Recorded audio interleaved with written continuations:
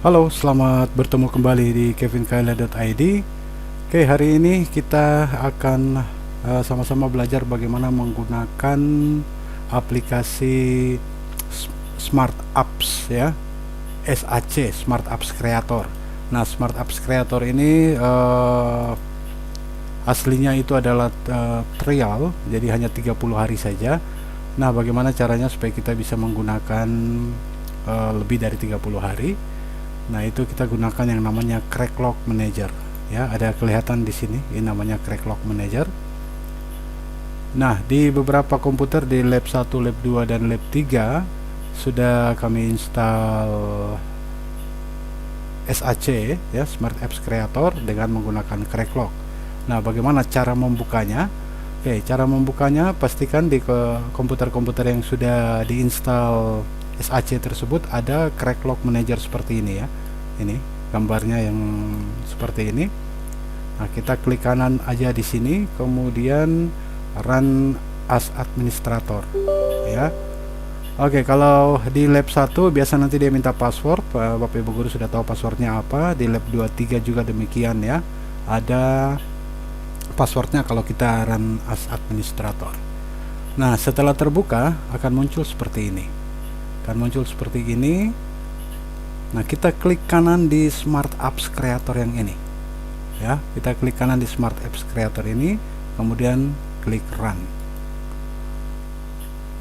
Nah, ini otomatis SAC nya atau Smart Apps Creator nya akan terbuka. Jadi sekali lagi, untuk membuka Smart Apps Creator di PC maupun laptop yang ada di lab 1, 2, dan 3 di beberapa komputer yang nanti sudah ditandai, nah itu kita menggunakan Cracklog Manager ya. Oke, itu kira-kira cara membuka Smart Apps Creator untuk pembelajaran yang akan kita lakukan ya. Nah, kemudian yang kedua adalah bagaimana mengakses server tempat penyimpanan file-file project ya. Jadi kita kan sudah membuat project buat siswa-siswa yang baru kelas 7. Nah, itu file-filenya kita simpan di server supaya mudah diakses dari komputer manapun, baik di lab 1, lab 2, lab 3, dari komputer manapun kita bisa mengakses dan juga bisa menyimpan file di sana. Nah, itu caranya. Kita klik aja Windows Explorer seperti ini, kemudian kita klik Network ya.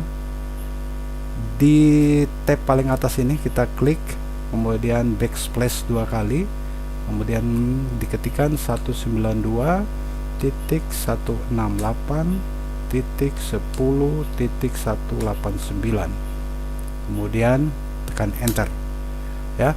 Kalau di lab biasanya di komputer-komputer lab dia akan minta username dan password. Username dan passwordnya ada ini ya. Username-nya SMPDBOS, passwordnya 123456. Nah, otomatis nanti folder ini akan terbuka. Nah, file-file project anak-anak ini yang sedang melaksanakan project ini bisa disimpan di sini. Bisa dilihat ini project ada kelompok 1, 2, 3, 4, 5, dan 6. Nah, jadi kalau misalnya ada gambar di sini ya, misalnya ada gambar di sini, pengen kita sini punya kelompok 1 misalnya, pengen kita simpan, berarti ini kita copy, Ctrl C, kemudian buka folder project tadi, misalnya di kelompok 1, kita simpan di sini ya. Oke, jadi begitu cara mengakses server, cara mengakses folder project yang ada di server. Ingat 192.168.10.189. Jika minta password, ingat SMPDBOS, username-nya SMPDBOS, passwordnya 1 sampai 6. Oke, itu kira-kira sedikit petunjuk buat Bapak Ibu guru sekalian untuk bagaimana menggunakan Smart Apps Creator dan juga bagaimana mengakses folder di server untuk menyimpan pekerjaan para siswa. Oke, kira-kira demikian. Terima kasih sudah menonton. Semoga bermanfaat buat kita semua. Wassalam.